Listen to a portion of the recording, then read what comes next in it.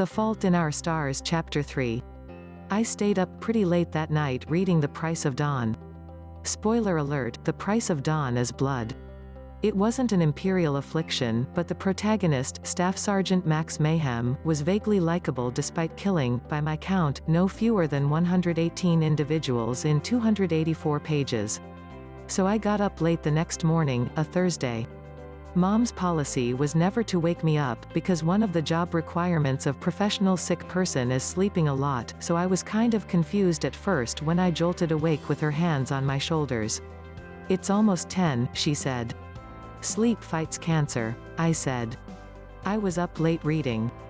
"It must be some book," she said as she knelt down next to the bed and unscrewed me from my large, rectangular oxygen concentrator, which I called Philip, because it just kind of looked like a Philip.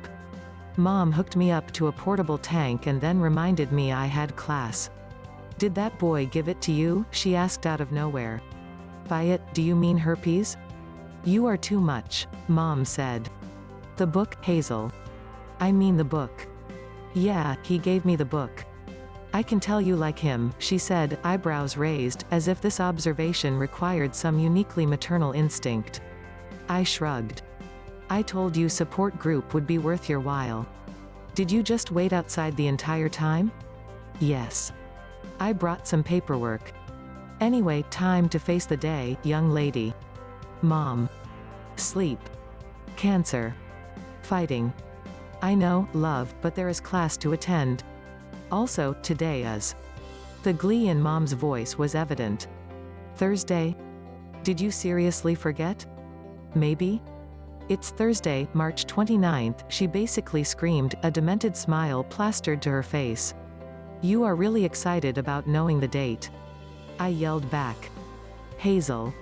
It's your 33rd half-birthday." "Oh," I said. My mom was really super into celebration maximization. "It's Arbor Day. Let's hug trees and eat cake. Columbus brought smallpox to the natives, we shall recall the occasion with a picnic, etc. Well, happy 33rd half-birthday to me." I said. "What do you want to do on your very special day? Come home from class and set the world record for number of episodes of Top Chef watched consecutively?" Mom reached up to this shelf above my bed and grabbed Bluey, the blue stuffed bear I'd had since I was, like, 1, back when it was socially acceptable to name one's friends after their hue. "You don't want to go to a movie with Caitlin or Matt or someone, who were my friends?" That was an idea. "Sure," I said. "I'll text Caitlin and see if she wants to go to the mall or something after school." Mom smiled, hugging the bear to her stomach. "Is it still cool to go to the mall?" she asked. "I take quite a lot of pride in not knowing what's cool." I answered. *******. I texted Caitlin, took a shower, got dressed, and then Mom drove me to school. My class was American Literature, a lecture about Frederick Douglass in a mostly empty auditorium, and it was incredibly difficult to stay awake. 40 minutes into the 90-minute class, Caitlin texted back. "Awesome sauce. Happy half-birthday. Castleton at 3:32? Caitlin had the kind of packed social life that needs to be scheduled down to the minute. I responded. "Sounds good. I'll be at the food court." Mom drove me directly from school to the bookstore attached to the mall, where I purchased both Midnight Dawns and Requiem for Mayhem, the first 2 sequels to The Price of Dawn, and then I walked over to the huge food court and bought a Diet Coke. It was 3:21. I watched these kids playing in the pirate ship indoor playground while I read. There was this tunnel that these 2 kids kept crawling through over and over, and they never seemed to get tired, which made me think of Augustus Waters and the existentially fraught free throws. Mom was also in the food court, alone, sitting in a corner where she thought I couldn't see her, eating a cheesesteak sandwich and reading through some papers. Medical stuff, probably. The paperwork was endless. At 3:32 precisely, I noticed Caitlin striding confidently past the walk house. She saw me the moment I raised my hand, flashed her very white and newly straightened teeth at me, and headed over. She wore a knee-length charcoal coat that fit perfectly and sunglasses that dominated her face. She pushed them up onto the top of her head as she leaned down to hug me. "Darling," she said, vaguely British. "How are you?" People didn't find the accent odd or off-putting. Caitlin just happened to be an extremely sophisticated 25-year-old British socialite stuck inside a 16-year-old body in Indianapolis. Everyone accepted it. I'm good. How are you? I don't even know anymore. Is that diet? I nodded and handed it to her. She sipped through the straw. I do wish you were at school these days. Some of the boys have become downright edible. Oh, yeah? Like who? I asked. She proceeded to name 5 guys we'd attended elementary and middle school with, but I couldn't picture any of them. I've been dating Derek Wellington for a bit, she said, but I don't think it will last. He's such a boy.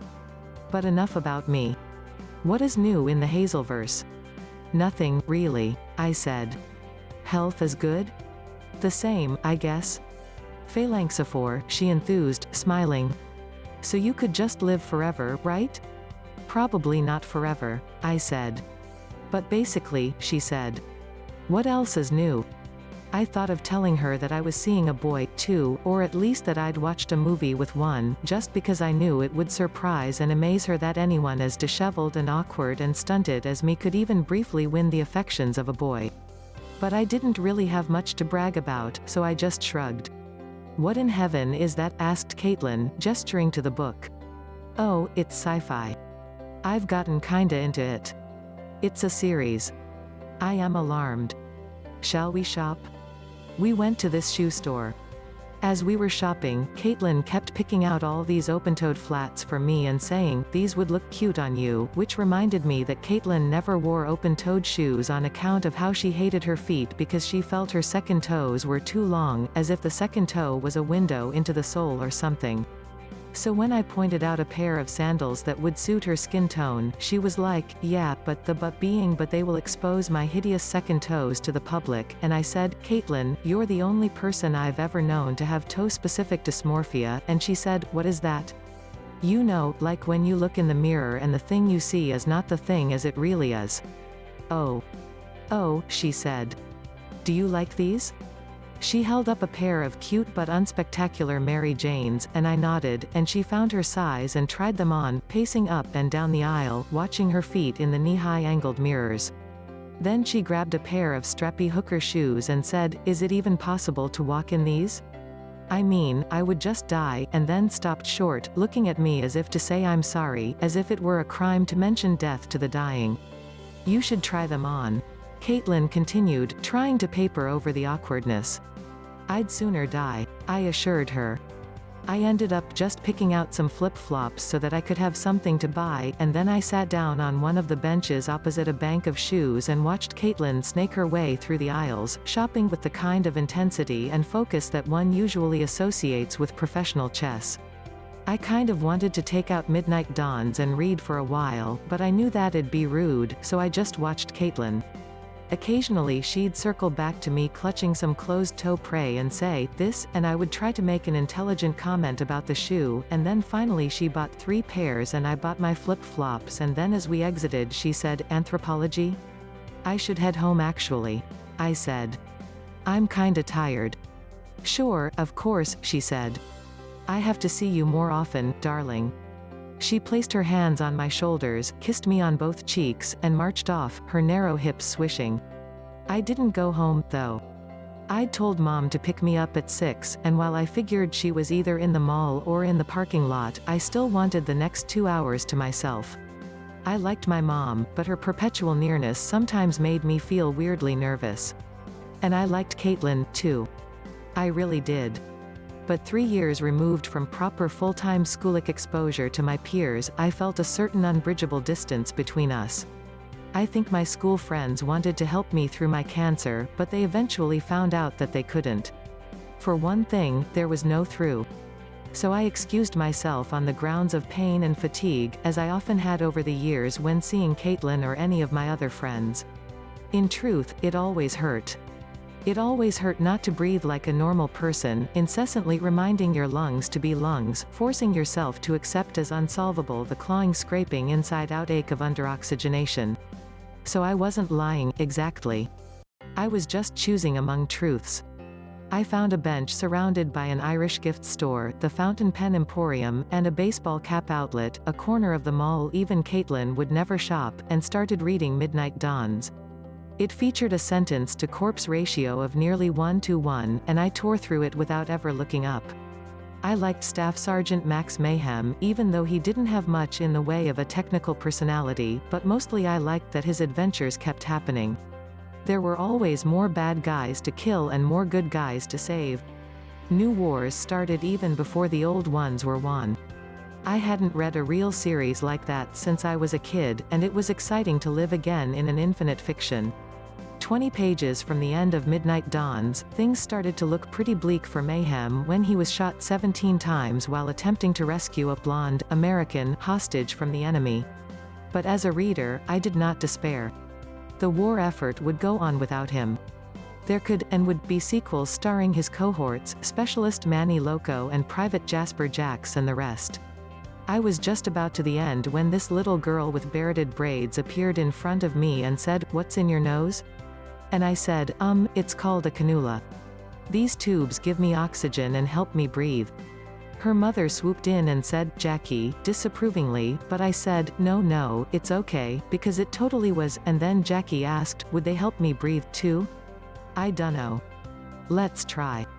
I took it off and let Jackie stick the cannula in her nose and breathe. "Tickles," she said. "I know, right?